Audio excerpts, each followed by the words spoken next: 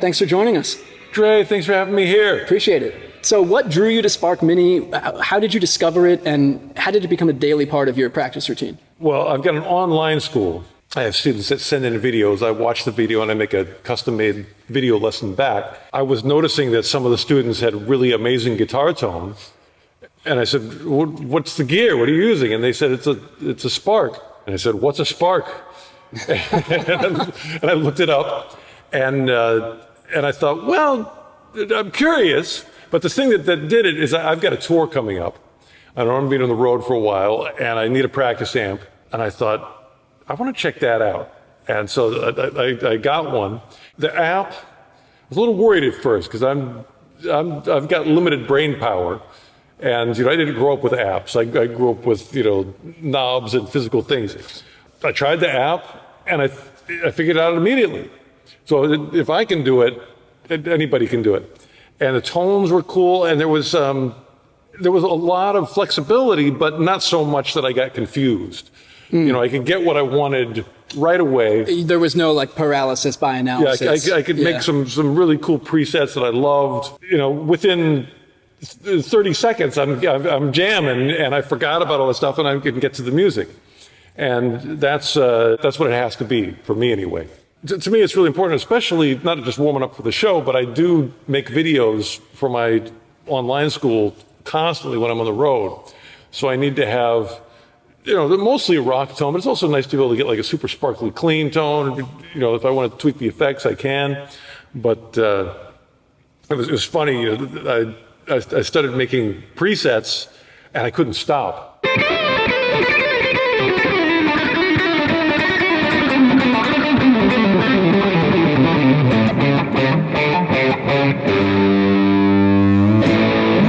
I was like, just one more. We saw all the presets. So you made 12 presets. 13, I think. 13 presets. A lucky number of presets. Nice. So I guess they go to 13 instead of going to 11. Exactly. Go to 13. So here it is, the Positive Grid Spark Mini Dragon design. I was really excited that I could design the grill.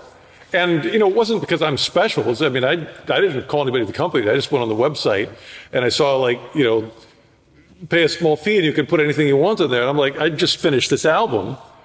And I thought the Dragon logo was cool. So, I got in Photoshop and sent it in and, out it came. And, dragon tones, or at least it feels like that when you have a dragon on your Ghoul cloth. There's a dragon theme, I feel like, throughout a lot of your work, too. Like, you have Curse of Castle Dragon, now you have the dragon grill on the Spark. What's the dragon tie-in?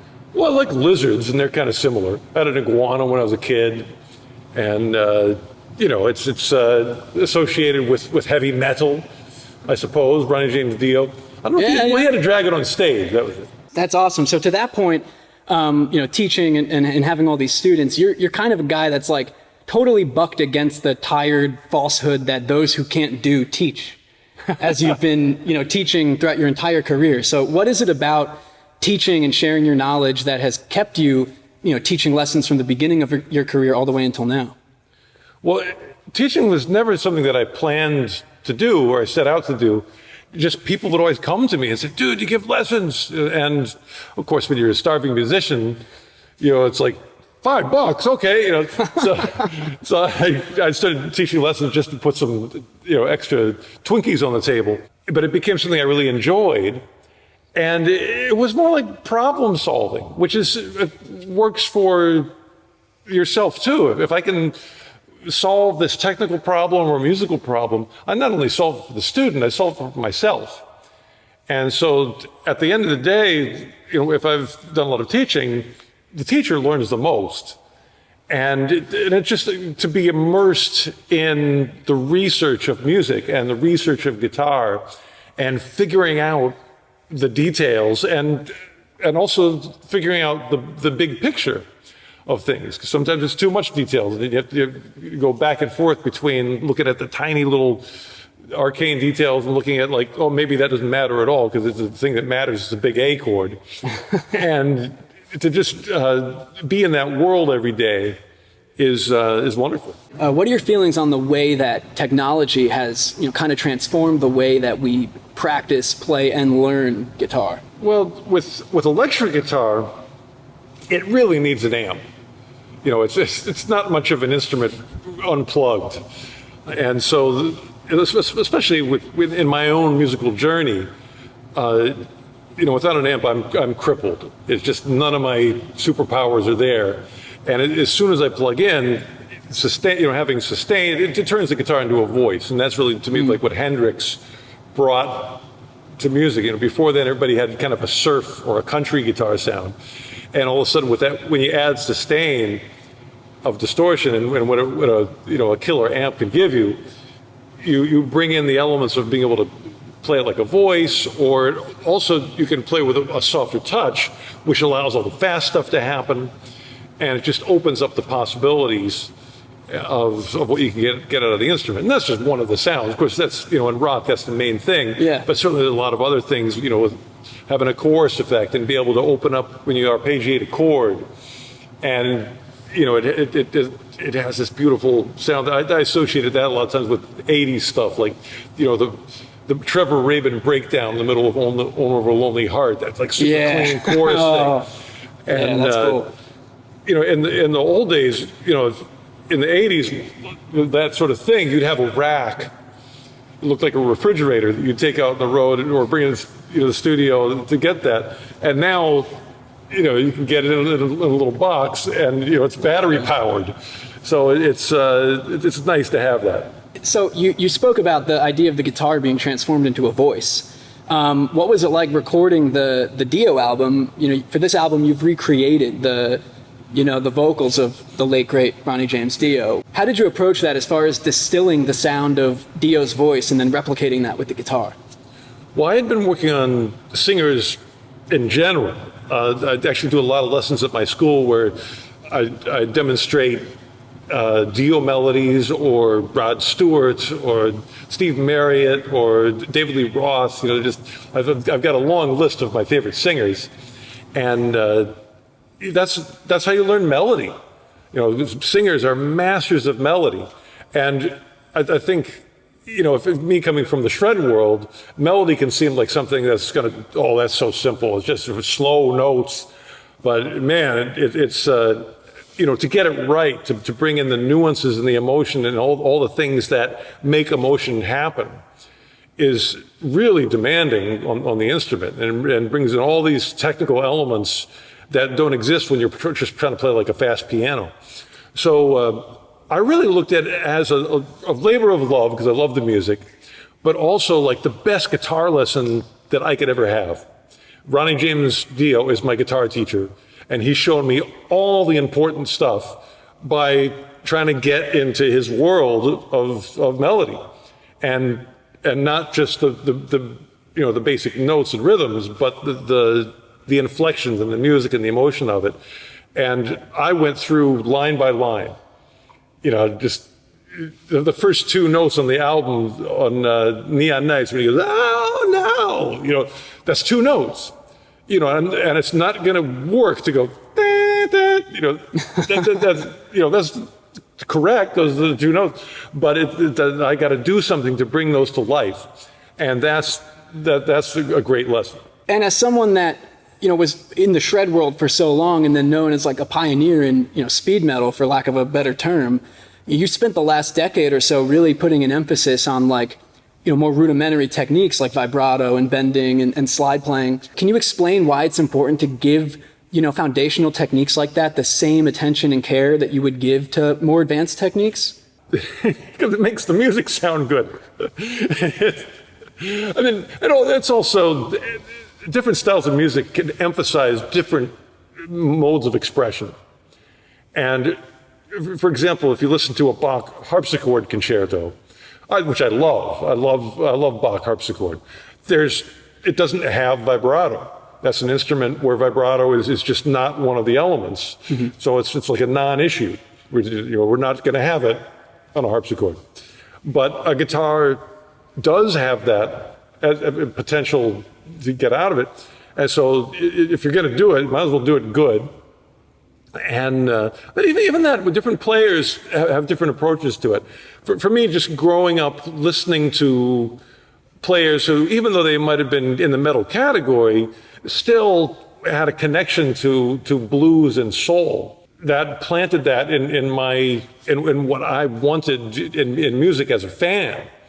And so, growing up and hearing Mick Ralphs in Bad Company, rocksteady, just one note that just killer. Yeah. And as rock evolved in places where it wasn't as much about that and it was about other things, whether it's because I started to get older or whatever, or just set in my ways, it was hard for me to leave that initial love of vibrato and soulfulness that was what drew me to the guitar in the first place. I feel like there was a big shift that happened where music, especially rock, like moved away from its blues roots. I think of even like, metal progenitors and like, Judas Priest in the 70s was still very much like a blues influenced band. Oh, well, great vibrato. Yeah. And it's interesting studying singers too, because some of the licks that a blues guitar player will do are the exact same licks that a blues singer will do, and you can, if you learn on guitar, you have a visual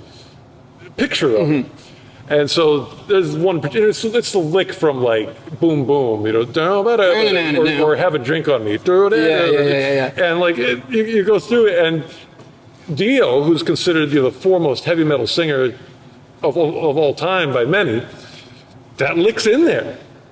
The same lick. Yeah, so you go like right on. He's doing like probably came from Aretha Franklin or even way 50 years before that. But to have that that little nugget of soul, be travel throughout all these different styles. But it's hard for me if that's not there. I miss it. It's just part of it's like it's sort of a language of emotion or of a culture, and it's for those of us in that culture, it's necessary. It's part of the language. Yeah, I love that. I love all approaches, like you were saying, and there's a lot of guitar players now that I feel like use the guitar almost like a synthesizer or a keyboard. I really wanted to do that at some point. Like I did a whole. It was actually Johann Christian Bach, Johann Sebastian's son. There was this one of many. It was a harpsichord concerto that I just fell in love with when I was a teenager, and I did the whole thing with guitar on an old on the Flying Dog record, and I probably put in some vibrato, but it was interesting because harpsichord, because it can't do vibrato, will do trills.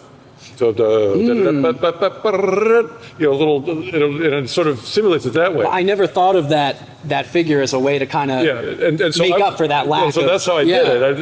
And I don't know if anybody ever noticed that too, but look up Gilberto Concerto. I retitled it so I could get the publishing. So what was the first sound, like the first moment you remember hearing a guitar tone or a guitar sound that like ignited that curiosity for you to begin your pursuit of tone to recreate that sound? I think it was, I got a rack of 45s. My parents had a friend who had a friend, and it was a DJ, and they gave me this big rack of 45s, and that was gold. I hadn't heard any of it. It was like all this different stuff, and I pull out Mississippi Queen, Mountain, and put it on. Yeah, that's a great one. What is this? I was probably 6 years old. Yeah. And so that was one of the heaviest things I'd ever heard. It still is. Yeah. It still is. That tone is aged. Like, it's so heavy. One of the tones presets that I made, I called it Mississippi King, just so. I just wanted to change the words so I don't step on their title. But the solo in that song, years went by, and I was playing in a cover band, and I learned the solo note for note, and I was surprised because I never forgot it. I could pick up a guitar right now and play that same solo. And I really have never studied it. Just something about Leslie West's phrasing is so memorable and so singable that I spent, half an hour on it, and it's in there forever. And that's, compositionally, that's to me really a cool accomplishment. Kind of ties it together too with the theme of being lyrical. In terms of tone, there's, it's a guitar solo. So what the guitar solos do, you play the high strings. And the higher you get, you start playing the high E string, the thinner you get. And it starts becoming a banjo. Ding, ding, ding. That's the danger. You get down to the low strings, okay, got a chunky, thick tone. The higher you go, and it's a solo. You're supposed to go up high. And that was the thing with Leslie West's tone, or in his hands in the amp, whatever it was. He'd play a high note, and it still had a percussive punch to it that, no matter where he was on the fretboard, it was there. And I was able to, find a preset combination of the virtual pedals and amps in there.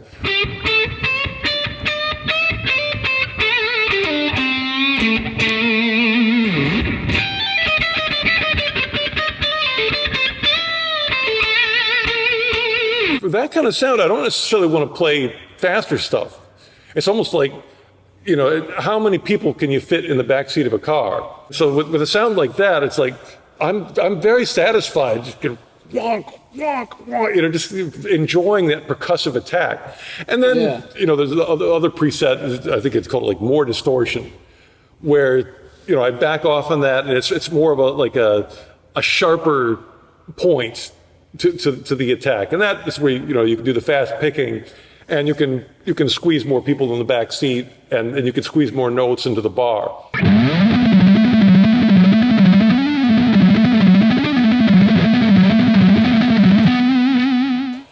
But that's such an interesting... to me, that's real tone dependent. Yeah, that's such an interesting point. One, that's a great example. I feel like that Mountain record has aged so well, too. Yeah. Like, that tone, to me, is still very heavy.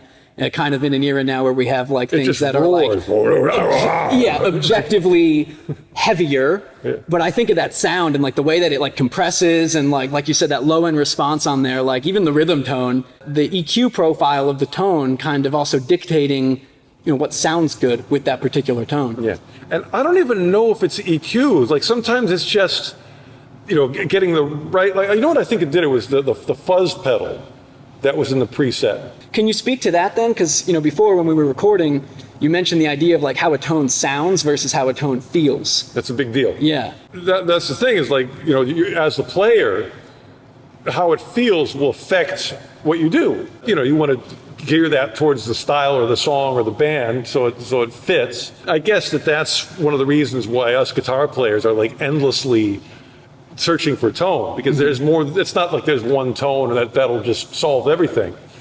Because there's more than one song, there's more than one band, there's more than one style, and that's the beauty of the electric guitar. If you have trombone, it is what it is. But with guitar, you've got so many options, and each one is going to bring something out of you as a player and inspire something new. So that's what a cool instrument to play. And I feel like that's what's so exciting about the guitar too, is that it is endlessly customizable in a way that no other instrument is, truly. Although I would kind of like to try a trombone someday. They just look cool, they're shiny. What about an electric trombone through the Dragon Spark There we Mini? go. As a huge Beatles fan, what do you think is the most overlooked contribution that the Fab Four made to modern guitar tone? When I heard the Beatles as a kid, I was so young that I couldn't really make out like what is guitar, what is bass. I just heard it as like amazing singing, amazing songs, and a bunch of excitement. Mm-hmm. And then later on, my ear got more sophisticated, and I could sort of start to separate out, like, what's the exciting part? Now, so there were certain riffs that stood out. The Paperback Writer. Great tone. Has Great like tone. Enough distortion where it's starting to, be it generally rock. And it's because the early stuff is almost like a country sound. Twanging. And man, the other day I pulled up Act Naturally, the cover, Ringo sings it. And I was intimidated by, I'm assuming it's George Harrison's, he's doing fills everywhere. All these, because he was into that. He had a Crutch, country gentleman or whatever it was. That's not a language I'm versed in. So, I learned the intro, and that took me so long. I'm intimidated by that stuff because it's different. The Beatles just sort of had everything. And it's almost more like what didn't they do? Which is not much. I mean, they really, covered so many bases. So you were heavily influenced by Yngwie Malmsteen. What was it like trying to figure out and decipher Yngwie's lightning fast licks early on without modern practice tools and the things that we have access to now?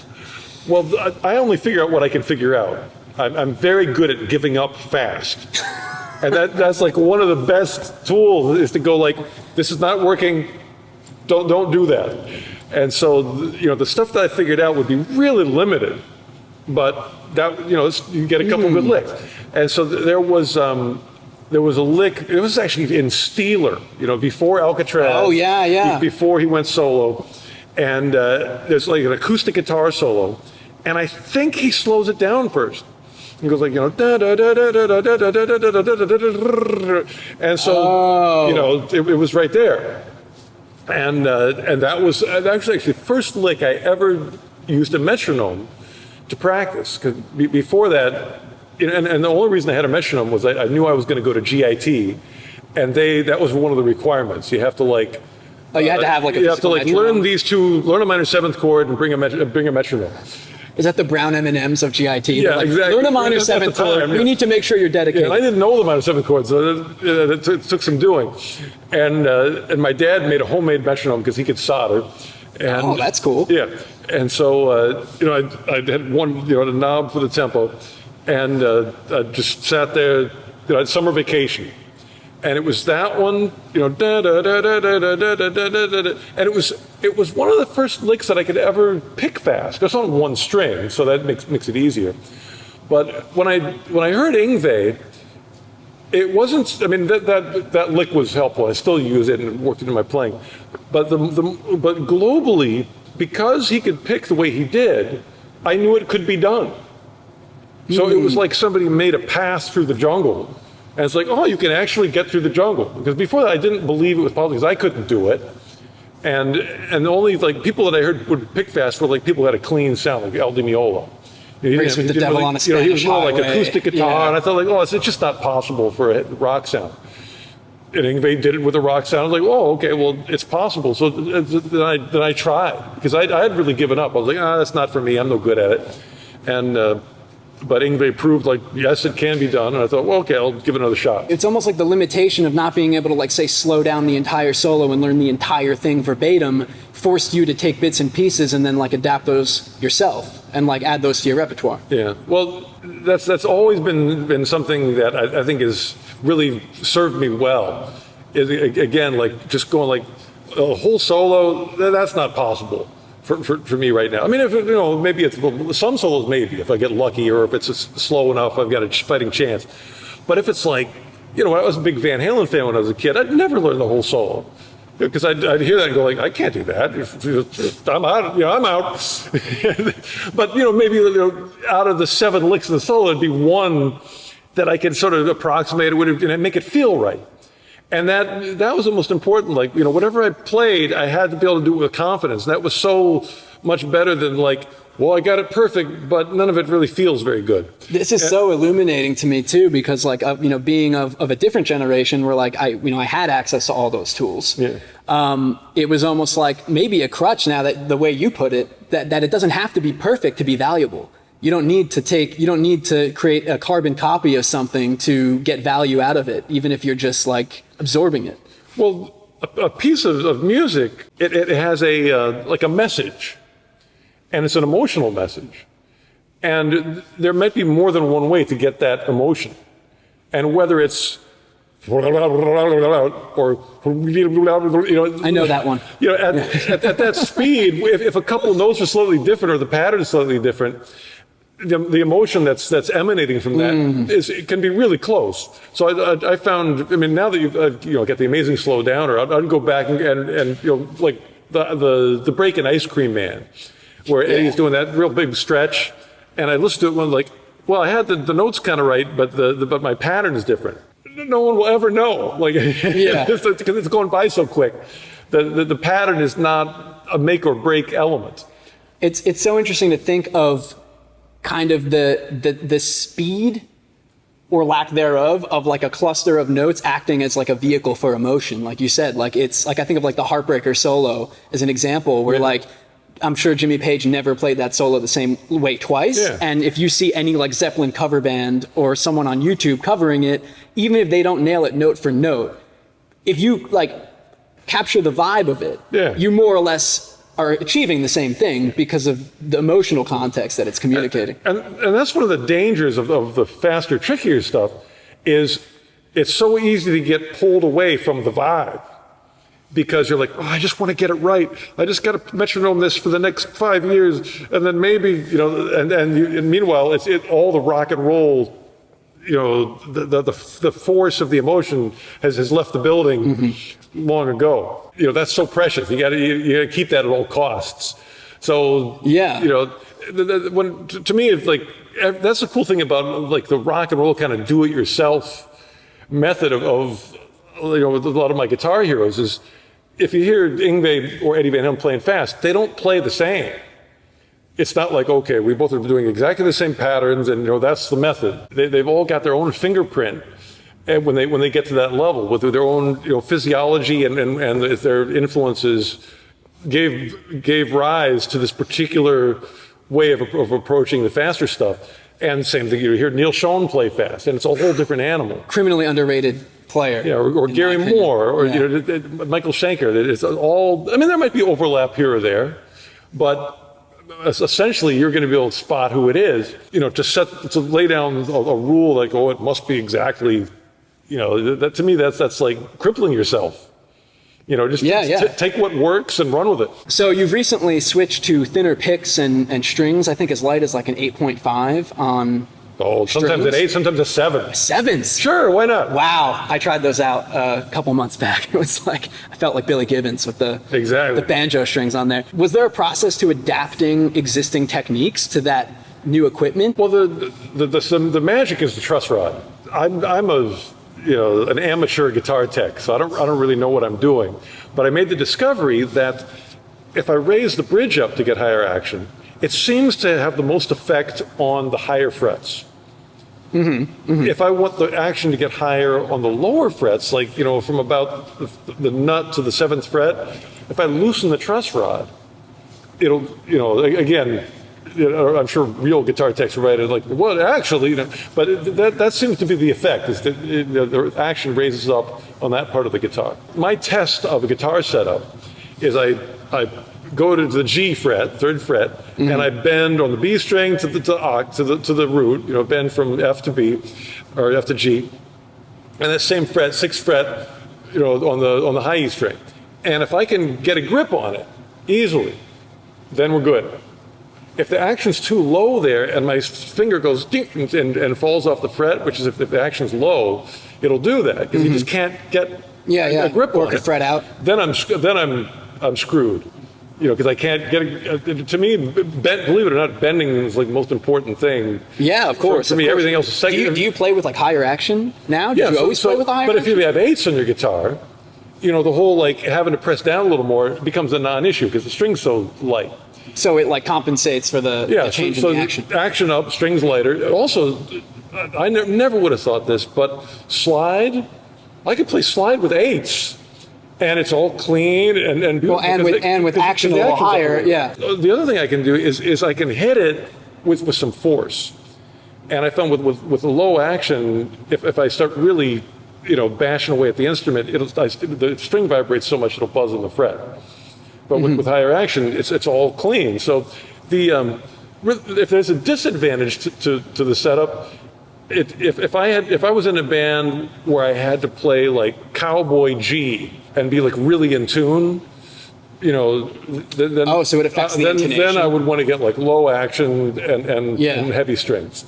If I was backing up Loretta Lynn. That'd be cool. Then okay, I got to get a different instrument, set it up a different way. Love Loretta Lynn, and if I had that offer, I would do it if she was still around. But I'm not going to get that offer because I don't play that way. The way I do play, maybe Dolly Parton, really works great with this. As a successful writer of both lyrical and instrumental music, is there a change in your approach when it comes to writing music for, say, your instrumental solo project versus writing music for a band like Mr. Big? Well, if you write vocals first, everything goes smoothly. If you build around your melody, and it's the same thing with instrumental. I mean, I've done it every which way. But if I can start with a melody, and sometimes the melody will come from a lyric. I had a lyric. I was just humming it to myself this morning. The song is called "Meaningful," and I was thinking about like when I get up in the morning. why, what am I excited about? And I was really excited that day about my fireman guitar, like the upside down Iceman. Yeah. The Iceman I always think of as a Paul Stanley, guitar, the guy from Kiss. And mine's just an upside down version. So my lyric was, what gives life meaning? What makes me want to get up in the morning? What makes me want to tell my friends that you've got to see this, like the upside down guitar from the guy in Kiss. And then I put a melody. What gives life meaning? What makes me want to get up in the morning? And then, I don't know if anybody wants to hear those lyrics. So I would figure out like the melody on slide and then write some Beatles chords to it. And suddenly I've got a song. And the nice thing with instrumental is if I run out of lyrics, by that time the song has come to life melodically. And I can sort of go like, okay, well, pull away the scaffolding and just let the melody go wherever it needs to go. But I think, actually, that one I did write all the lyrics.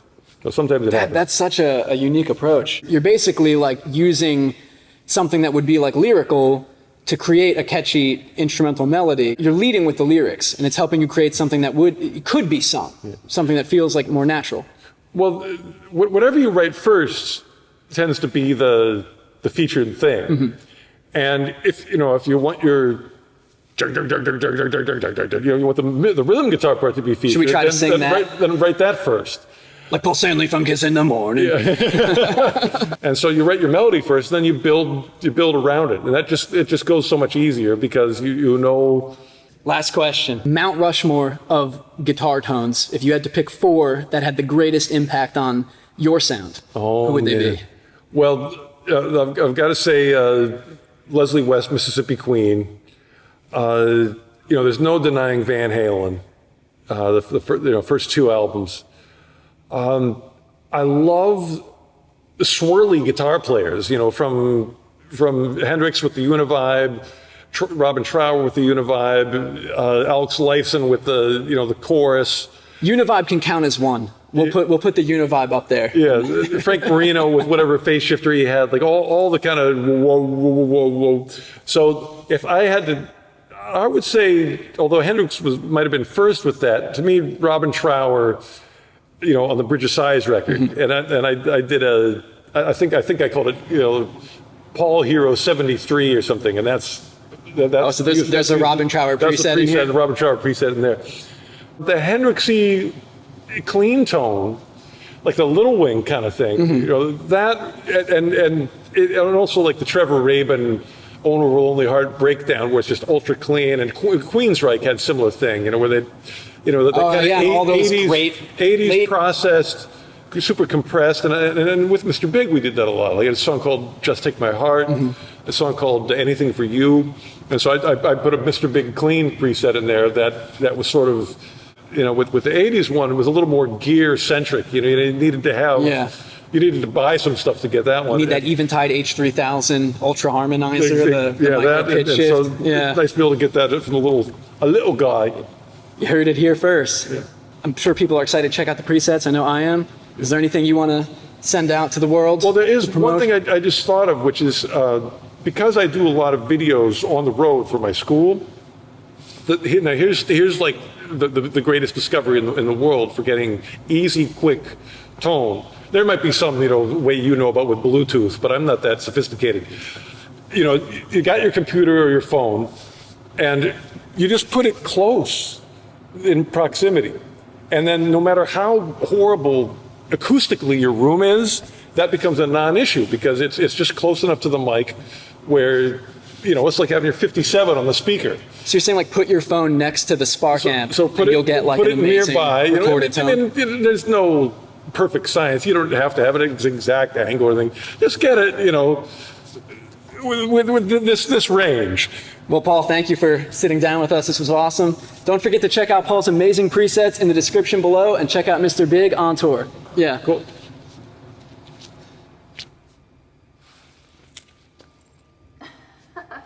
Also, check out Paul's Dio album, out now. 3, 2, 1.